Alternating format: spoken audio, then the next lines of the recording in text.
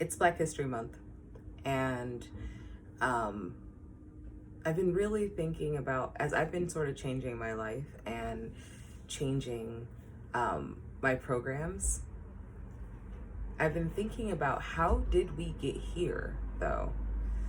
Um, how did we get to a point, sort of, where as a Black person, or a Black woman, a Black man, a non cisgendered white person, um, how did we get to a point sort of in life where we honestly believed, sorry, I have to clean my glasses, that we weren't powerful, and that um, there was another race that was more powerful than we were? Let's talk about it. So there are a couple programs that we have running, right? Number one, I remember as a Black person going to school, and the school that and I went to school in America. I'm American, and going to school in America, and you have people teaching you history, you have movies that you're watching, and literally every movie about Black people in school was about our oppression, was about our struggle, was about how you're not wanted here. And even if it was just trying to quote unquote teach history, there's a whole other history where Black people thrive, where, I am in France right now, and there is no other culture that has influenced as many people as Black culture. Just in general, in the world, there is no other culture that has influenced any like the whole world more than Black American culture. And yet, the story that I get from America and my American education, and I actually recently saw this thing on even British education. The only story you get is about, oh well, you were oppressed, your struggle. You have to fight for your rights. You have to fight for them. Basic human rights. You have to fight for those. That's a program. That's what we've been told. And so when you walk throughout the world and you say, I have to struggle, I have to fight to be happy, I have to fight for my rights, nobody really wants me, it's a way for it's so insidious. It's so insidious because it's such a program that is directly made to keep you there, because that's what you're running through your subconscious mind. So how are you going to interact with the rest of the world? On the contrary, hold on, sorry. On the contrary, if you were given the program, which we were given the program that, Christopher Columbus discovered America. I went to the Bahamas actually, I think 2013 or 14. I went to the Bahamas, and I was doing a little tour through Nassau, and they were talking about, like, there was actually like statues and things like that of Christopher Columbus, and they were like, oh, Christopher Columbus discovered this and this, and it was like us knowing now very clearly how wrong this person was, knowing very clearly that whole thing. These people are constantly living under sort of the and not even knowing it, but living under this sort of, let's say, worship on some level of somebody who came in to steal, to rape, to basically annihilate civilizations. Okay. And this is also why visibility, like some people are like, oh, why is there so much, there doesn't have to be so much multicultural um expression in media. There doesn't have to be so much multicultural. We don't need, to hire everybody, especially on film sets. We don't need to hire everybody of different cultures and stuff like that. Yeah, they do, because it needs to be represented and seen that you're just not a background character in life to white people. This sort of entitlement when it comes to white people is one of those things that is also a program and also keeps things unlevel. So if you think about it, if you're told as a white person that you're superior, that you're entitled, things should work out for you because you're white. There should be no, you should not have to struggle so hard because you're white. Things will be given to you because you're white, especially if you are white and skinny and attractive. Things will just be given to you. Then that's a whole different program that's running, right? And then so there's opposition that exists. There's opposition that exists because there's one program for one group of people that's saying you are beneath, you are a background character, you are not really supposed to be here, like we're aliens. You're not supposed to be here, even to the point of, and I was mentioning to somebody, when I came to France, I was told that that I was an American. All my friends knew me as an American. Nobody that I know has ever said, oh yeah, my Black American friend, my African American friend. My African American friend has never been something I've ever heard. My American friend is something that I hear often. Okay? So, going back, in America, you're known as a separate American. When you mark down on an application as an African American, it's like, are you white? Are you black? Are you African American? Are you this? Are you that? When they say make America great again, the Americans that we speak of are white. And so I really want us, we have this whole month of Black history, which I think is highly important. But we need to realize that this is really to try to reprogram the sickness that we've bought into. I was even having a conversation. I don't know if I've mentioned this in a video before, but I was even having a conversation with a friend in regards to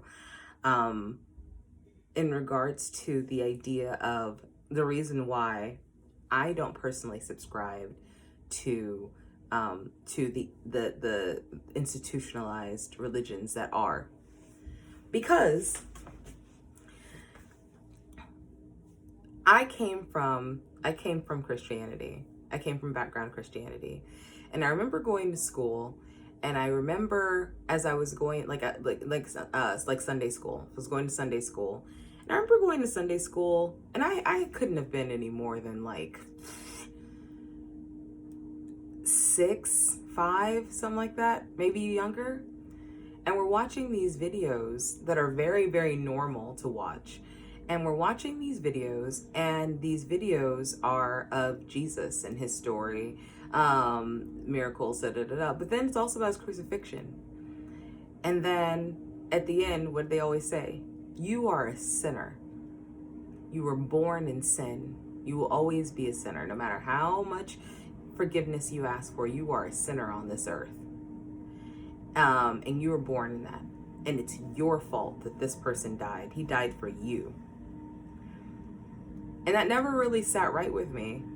And I remember a few years later, I ended up going to my mom's house. My mom is very much Christian. And I ended up going to my mom's house, And as I went to my mom's house, I remember seeing, she had this like program that was just kind of running, television show program, running. And as this program was running, it was this like kids show. And there's this woman and she's dressed up as a fairy or something. Like she has this kind of like, the kids shows, they always have like some like weird costumes, for kids to relate to, because it's supposed to, like, I'm just like you. I dress up just like you. I use my imagination just like you, And so, you have this character that a child can trust. And I literally hear her say, and this is no joke, I literally hear her say, okay, kids, well, what happens if we don't believe in Jesus?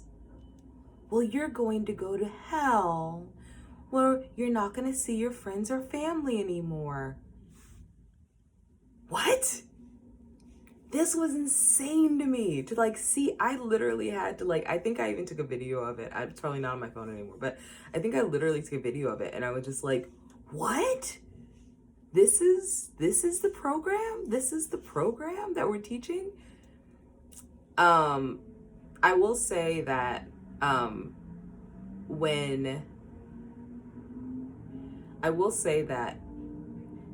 there's another verse in the Bible that I kind of used in a reading the other day, because I was thinking about it, and just kind of how we really need to work on these programs.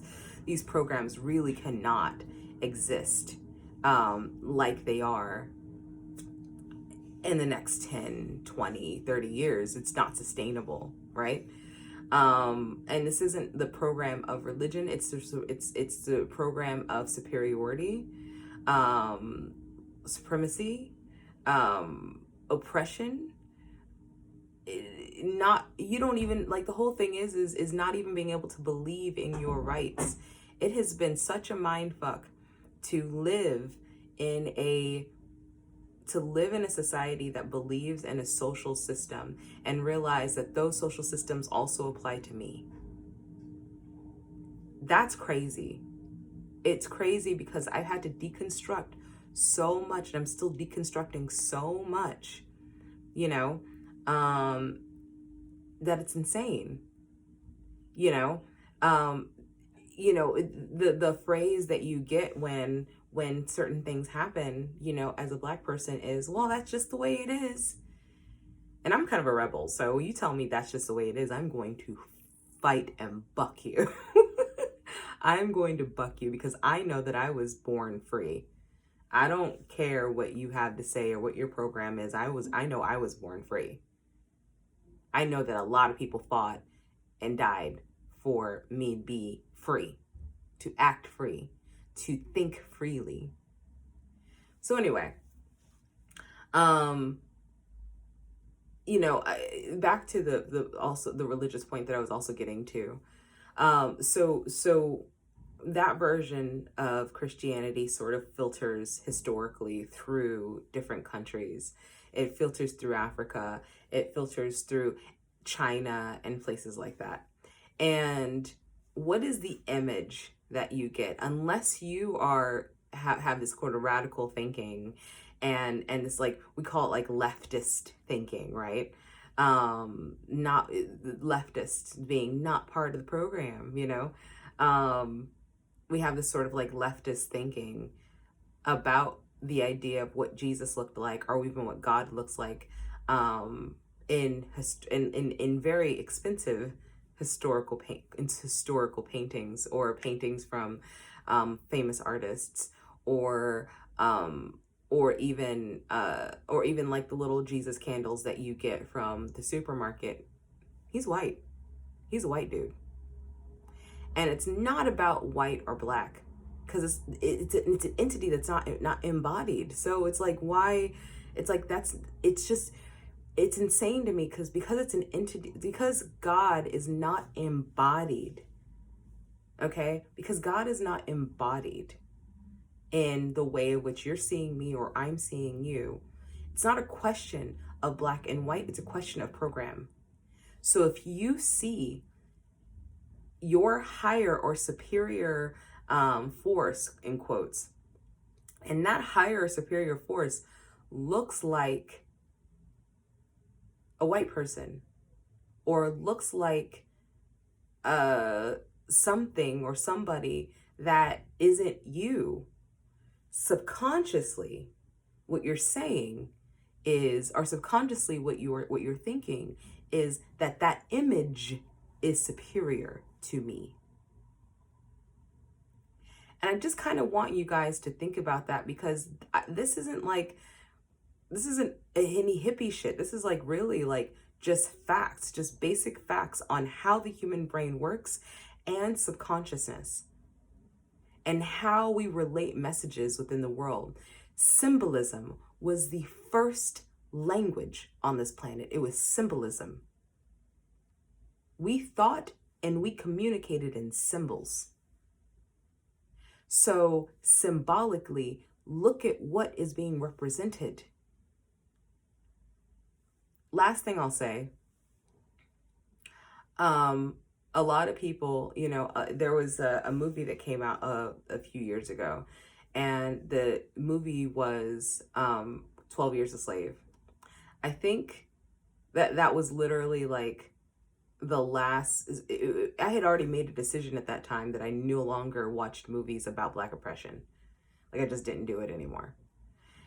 And I've since, I watch crime things and stuff like that, and whatever. And even recently, like, there was the whole story of When They See Us, and I was like, I already know the story, like, because I study these things, so I already know the story. But I try to be really careful about kind of what I watch. So 12 Years a Slave came out, and even just the title, I really honestly haven't even watched the trailer. I won't see it.